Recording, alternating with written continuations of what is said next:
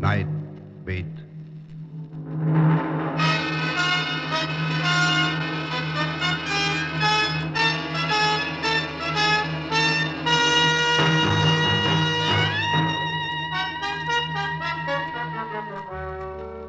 Lucky Stone is the name. I'm the guy that writes that column that's buried somewhere in the middle of your Examiner, called Night Beat. They call me Lucky for the same reason they call a fat man Slim. Because the best you can hope for on a job like this is chronic bronchitis, rings under your eyes, and the fact that you're awake when regular folk are asleep. Sometimes the worst happens to you. A story grabs your heart and shakes it until it hollers uncle. A corpse in the dark alley is the business at hand. In the big city, a dead man is a pretty impersonal thing. But this one I had a special interest in, because they wanted me to identify it.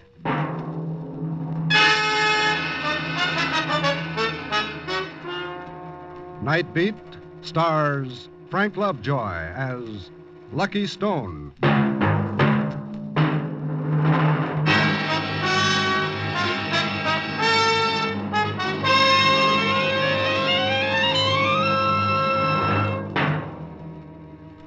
It was early morning when I walked into the county morgue. There was that same familiar ammonia smell stinging my nostrils, that gleaming tile, that cold, empty feeling you get, the way the morgue always swipes across your face like the tail end of a nightmare. The police lieutenant was waiting for me. He nodded for the attendant to pull back the white sheet. Well? Yes, that's him. That's Ted Carter. Okay, that does it. We had to get positive identification. You were the only one we could reach. Sorry I had to get you out of bed. Oh, that's all right. Guess that winds it up. Be seeing you. Thanks for the trouble. Now, wait a minute. Huh? What do you mean, be seeing you and thanks? What happens now? We go back and catch up on our sleep? I know you had a friendly interest in the kid, Lucky, but he got it the way all hoodlums eventually get it. He was going straight and you know it. You're getting sore about it. Who did it? Who killed him? Lucky, go into any book joint, any gin mill, look in any back alley, any flop house. Whoever you find there could have done it. Take your pick. Take my pick? Nobody talks. Nobody remembers anything. In my book, it's murder by person to persons unknown. Just like that? Just like that. Maybe for you it's that way, but not for me, Lieutenant. I've known that guy since we were kids. I was lucky and he wasn't. I talked him into going straight and now he's dead for it. It's crazy to think that way, Lucky. Okay, it's crazy. Somebody didn't like the idea of his going straight. And if I don't find out who it is, I'm going to start having some lousy dreams, Lieutenant. And I'm a guy that likes to sleep sound.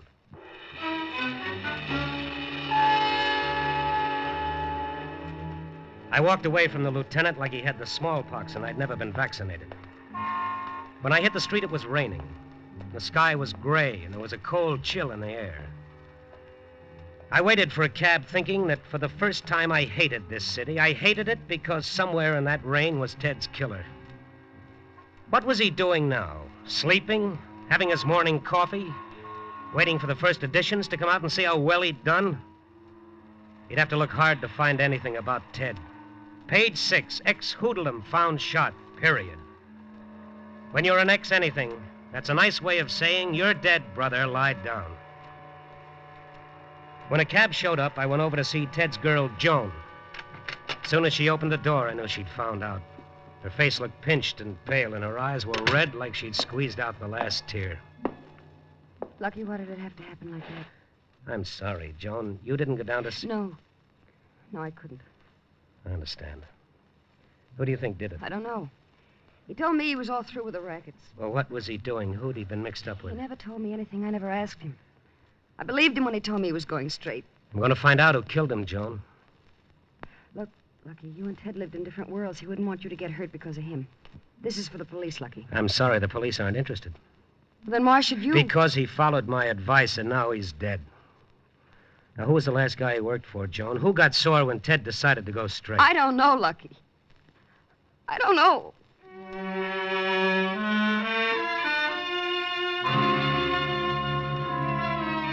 Joan didn't know. I went around to the old haunts, his former friends. They didn't know. The district attorney didn't know. The cops didn't know. Ted had kicked around in this city among all these people for 28 years. And now, suddenly, it was like he'd never lived at all.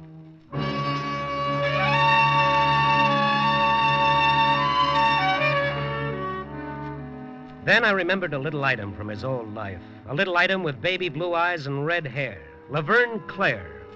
He'd gone with her before he met Joan, and even after he'd met Joan. I know he'd kept sneaking back to Laverne like a drunk trying to decide whether to spend his last coin calling Alcoholics Anonymous or buying a glass of Muscatel. I went looking for Laverne. She had the number 4 spot in one of those 5 times a day shows on the untidy side of town. When I got there, I had to wait until the fleshy part of the entertainment was over, and then I went to her dressing room. Now, Ted spent a lot of time telling me how crazy he was about you, Laverne. Yeah? He was a sweet guy. Ted was all right. He liked to tell me about the way you looked when you danced. Yeah, sure. Where's my drink? That bottle there. Pour me, will you? Oh, sure. Say when. I'll be when. Here you are. Thanks. Who do you think killed him, Laverne? Look, Mr. Stone. You're a nice guy. So why don't you go back to your office and write your column? About pretty things, Mr. Stone. Nice, harmless things. You don't want to get mixed up with Bailey here, with that guy Jerry. Bailey? I didn't say Bailey. Oh, so it's Bailey. The character that parlays pinballs into diamond stick pins. Number rackets, Bailey. So Ted knew something and he... No, I didn't say that. I didn't say anything. Get out of here. Right away. You understand? Oh, yes. I'm beginning to understand.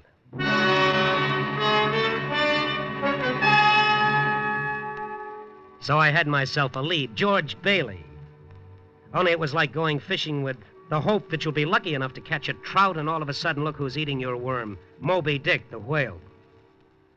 Before I told anyone else, I thought I'd go back and see Joan. I think I know who killed him, Joan.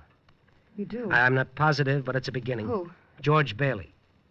Know him? Bailey. Who told you it was Bailey? You're getting pale, Joan, so you think it was Bailey, too. Listen, Lucky, stay away from Bailey. He's trouble. Yeah? I'll let you know exactly how much trouble. I'll see you later. Lucky. It's dangerous. Please be careful. The lieutenant told me anyone could have killed Ted. He invited me to take my pick. I'm going over and see that cop.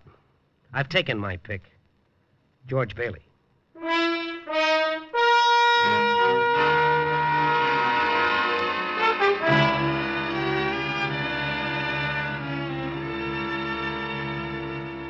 Lucky you surprised me. You really expect me to arrest George Bailey? On what charge? He's mixed up with Ted's killing. You know it, and I know it. Outside of this Laverne girl, I got nothing to go on. You have one shred of evidence pointing to Bailey? Arrest him on suspicion. Sweat it out of him. Now, wouldn't I look fine against Bailey's high-powered shyster lawyers, trying to make an arrest stick because some drunken dame shot her mouth off? Even then, she'd deny it if I put her up on the witness stand. So you don't want to touch Bailey? Look, get me one witness who saw them together. Find me one scrap of evidence, even circumstantial evidence. I'll arrest Bailey in a minute. You won't find anything. I know. I've tried. All you'll find is frightened people and blank walls. Bailey's had this town by the throat for 10 years. No, I'm sorry, Lucky. I can't help you.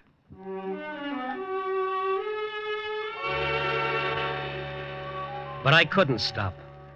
I was like a snowball somebody started rolling down a hill. I didn't know where I was going or what would happen when I got there, but I had to keep rolling.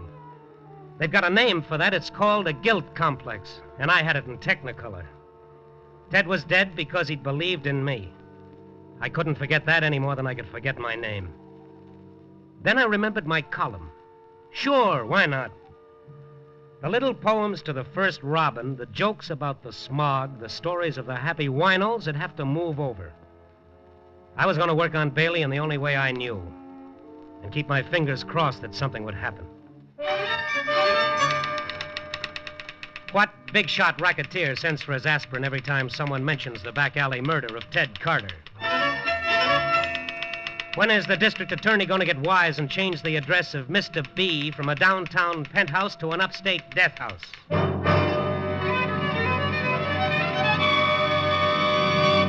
Listen to this, boss. Huh? Stone's latest little offering. When are the police going to bring in the Carter killer? Let me see it. And if they don't know who it is, I'll give them a hint. Think of Daly and reach for the letter B. How long's he going to get away with that? Hand me the phone. Sure.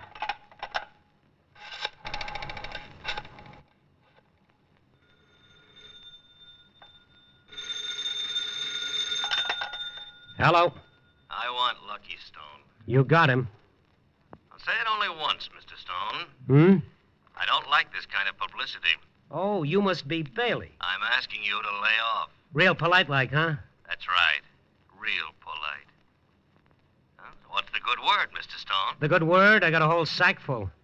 You get a copy of the Examiner first thing tomorrow, and you'll see him right under my byline. Now, listen, Stone. It'll be something like this. One of the local gendarmes going to knock on Mr. Bailey's door with a warrant for his arrest. Okay, he doesn't want a preview, so let him pay 7 cents.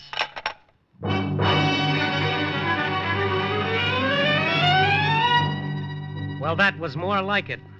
So Bailey was beginning to squirm. Well, on him it looked just fine. I worked late on the column that night, giving Bailey enough needles to sew a circus tent. I was feeling pretty good. That guilt complex about Ted Carter wasn't hurting quite so much. I unlocked my door and stepped inside. I didn't have to shut the door. It was shut for me. I've been waiting for you, Mr. Stone. Well, as long as you're here, make yourself at home. You're a wisecracker, ain't you? Like your friend, Ted Carter. What do you know about Ted Carter? Oh, he was a regular card. Okay, what do you want? My boss sent me over to take a look at you. Your boss? Mr. Bailey. And you're little boy Blue, huh? Yeah, a wisecracker, all right. Well, tell that boss of yours I'll be dropping around to see him for an interview. Uh-uh. Huh? He don't want it that way. He sent me to see you instead. Yeah? He don't like people who don't pay attention to his telephone messages. He thinks you're very nasty, yapping all the time that he had something to do with the Ted Carter killing. So? So, like I said, Mr. Bailey don't like it. Okay, Buster, now get out of here. Not right now. Mr. Bailey wants me to teach you a lesson. For this blackjack. Mr. Bailey don't like smart guys. Wisecracker.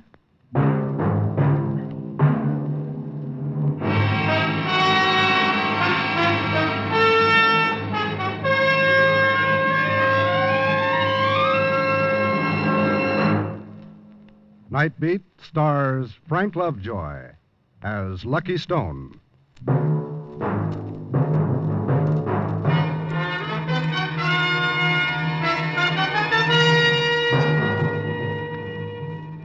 I woke up with a nice view of my ceiling. Sign outside the window flashed off and on. And every time it flashed on, it was like that punk of Bailey's with his blackjack testing his strength on my skull and doing fine. After a while, I crawled to my knees and worked my way over to the wall. And I climbed up the side of the dresser until I reached the phone.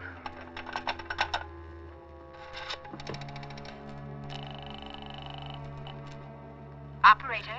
Operator, get me the police No, never mind. Skip it. All of a sudden, I didn't want the police in on this. I wanted this to be a private party. All of a sudden, I wanted to feel a gun in my hands.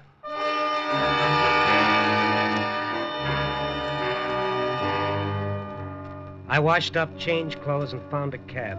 It was 11:15 when I reached Joan's apartment.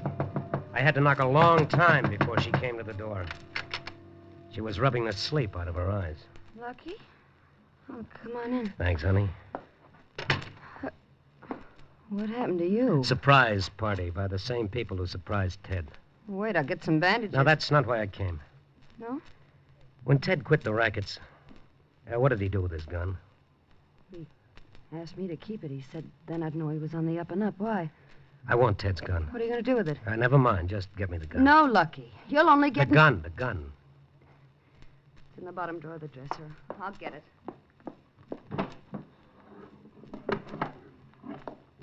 I think you're crazy. Here. Thank you. Where are you going? Wentworth Towers. Bailey has an office there. Lucky, you are crazy. You're walking right into a trap. They'll kill you like they killed Ted. Well, if I don't go, Jerry will be coming around again. You see, either way, it's no good. At least this way, I say when. Wish me luck. Luck? Oh, you fool, you poor fool. You'll end up like Ted with 5 bullet holes in your back.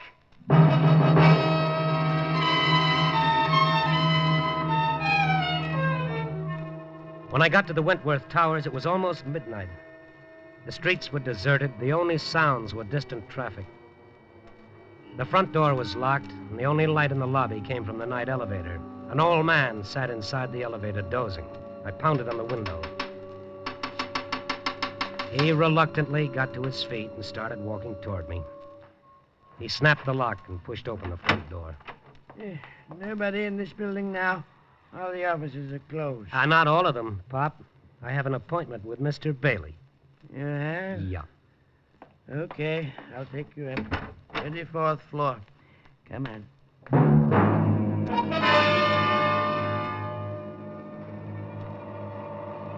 As the elevator rose, I dipped my hand in my coat pocket. The cold touch of the gun had the comforting sensation of a boy holding his father's hand. The elevator came to a stop on the 34th floor. The doors opened, and little boy Blue stepped out of the darkness. He had a gun, too, only his was in his fist. Take us downstairs, Pop. Sure thing, Jerry. I want to see Bailey. We know, but Bailey don't want to see you. And keep your hands out of your pockets. Let me see what you got there. A gun. Pretty nice. Thanks. Don't mention it. I'm always handing out souvenirs.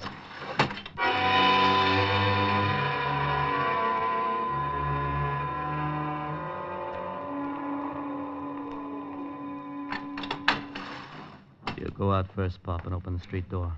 All right, Jerry, I'll get it open for you. Is everything all right, Pop? Is it all clear? Why don't you go out there and see? Here, I'll help you. Hey, what? I shoved the kid out. I pushed the lever that slammed the door shut and started the elevator going up. I could see little lights blink on the instrument panel as I passed each floor. Bailey was on the 34th floor, and I was getting closer. Closer. Closer. All of a sudden, the elevator stopped. I was stuck between the 11th and 12th floors. I didn't have to be a mastermind to figure out what had happened. Little boy Blue and the old man had gone to the basement and switched off the power on my elevator.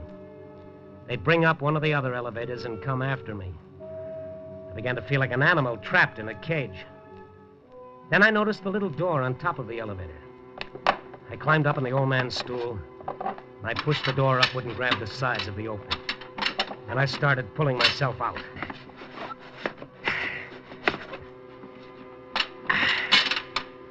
And now I was standing on top of the elevator, hanging onto a greasy cable that ran down from the roof of the building. Far below, I heard the other elevator with Jerry and the old man start climbing. I leaned forward to reach the door of the 12th floor. I couldn't reach it. The other elevator was coming up fast. As I lunged for it again, their elevator stopped at the 11th floor. I was trapped good. But as long as I was between floors, they couldn't get to me either. Little boy Blue figured it that way, too. Well, how are we going to get his elevator down here so we can get at him? You wait here. I'll go down to the basement and get him down to the 11th with the emergency crank. All right, but hurry.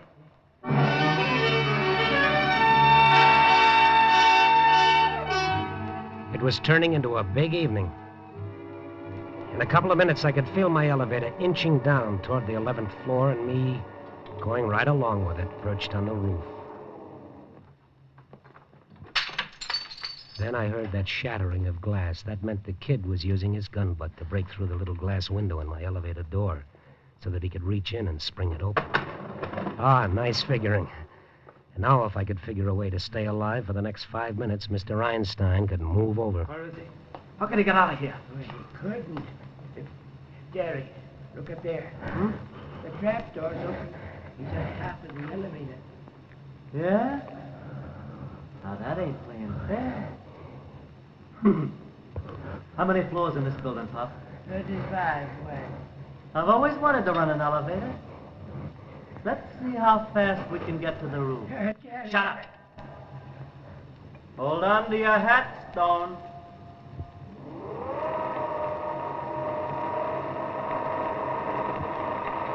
We were rising a mile a minute. All I could do was sprawl down and watch the roof of that building coming at me. Faster and faster. The top pulley singing around and around, louder and louder. The roof was rushing to meet me like we were lovers from way back. Faster and faster, almost to the top. Almost!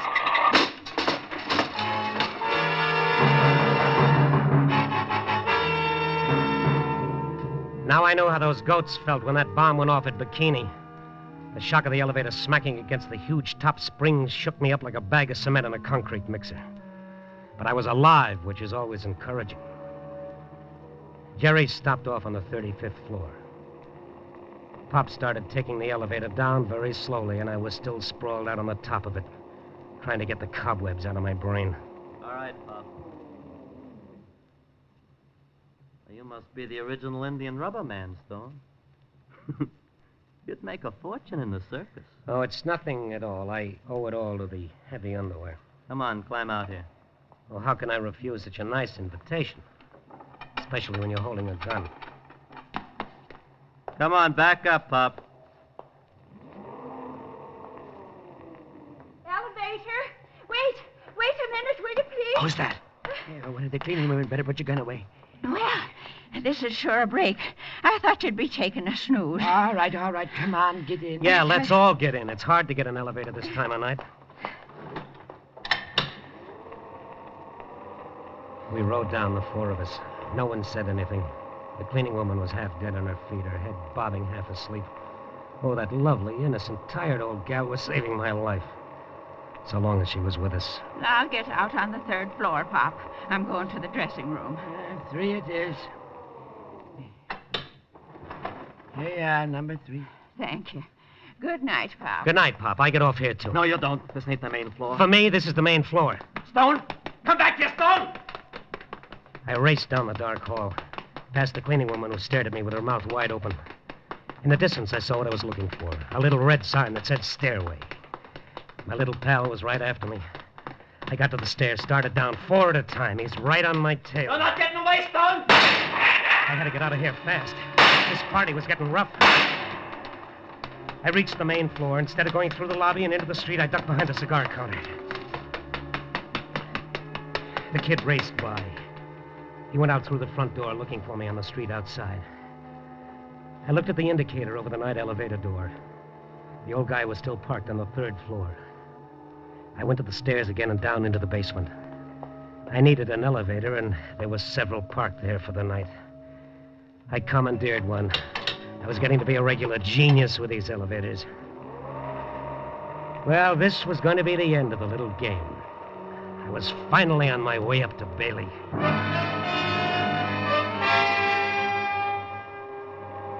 The 34th floor. The building tapered off up here. Around the small square hallway were 6 office doors, barely visible in the pale moonlight. Bailey was behind one of those doors. I tried the first door. Nothing. Second door was locked. Then a telephone started ringing inside one of the offices. I hurried over to it. Locked. The transom was half open, but no light showed through. Then, as I was about to turn away, I heard... Hello? Jerry, where the devil are you? The lobby. You crazy fool. He's up here. Yeah, in the hall just outside the door. Get up here right away. Don't take any chances. As soon as your elevator door's open, kill him. All right, move. Now, what are your plans, Mr. Stone? That was a good question of Bailey's. What was I going to do?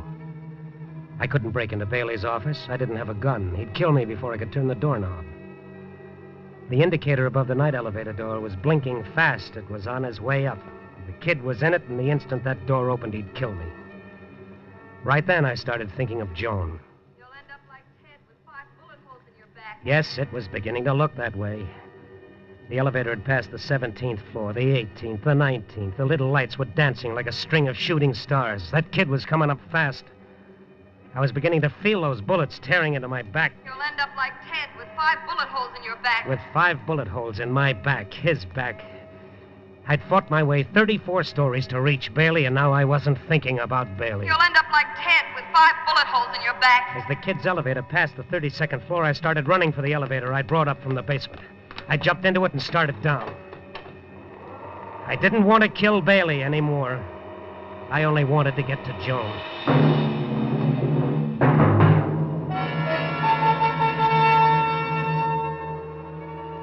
Joan was waiting for me when I got to her apartment. She wanted the whole story, everything that happened. When I'd finished, I watched her relax a little. Then you didn't kill Bailey. No, Joan, I didn't kill Bailey. Oh. Police siren.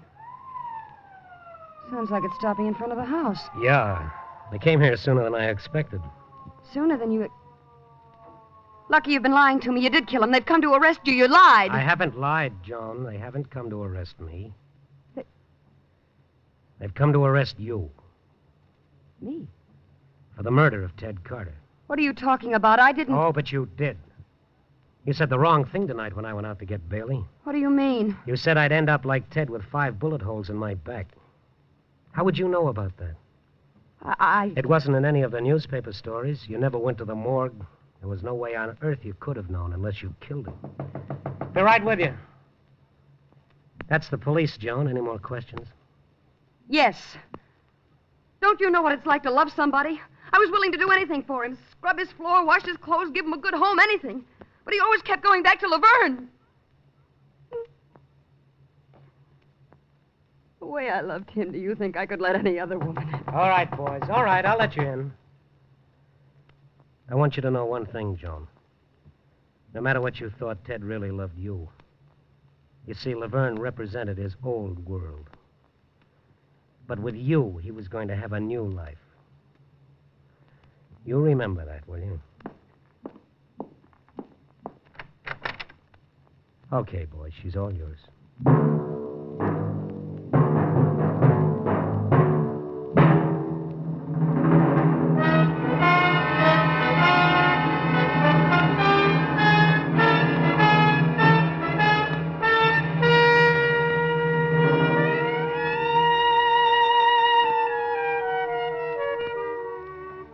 Yeah, that's the story of Ted Carter, murdered in the name of love. Okay, if that's what love does to you, I'll string along with Pinochle. I'm just feeling low tonight. Because murder is only a symptom of what we're suffering from. The disease is selfishness and jealousy and greed. Too many of us have decided that the golden rule may have been all right for Grandpa, but nowadays the fashionable thing is dog eat dog. But then I think, how can that be? How can any of us hurt or hate or even be indifferent to those around us when in this whole crazy world all any of us ever really have is each other? Well, that does it for tonight. I called Bailey, and I told him I'd made a mistake, but then he'd made him too, so it was a Mexican standoff. It's a nice job. You finish up, you yell for the copy boy, you grab for a second-hand sandwich and a tired cup of coffee, and then you start all over again. Because tomorrow you've got another night beat. You don't know where the story's coming from or where it's going to take you. But you know it's somewhere out there in the dark waiting for you. I'll tell you all about it next week. Copy boy.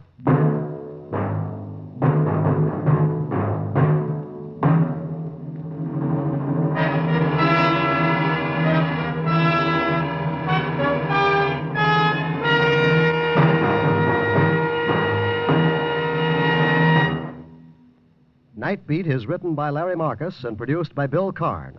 Music is composed and conducted by Frank Worth.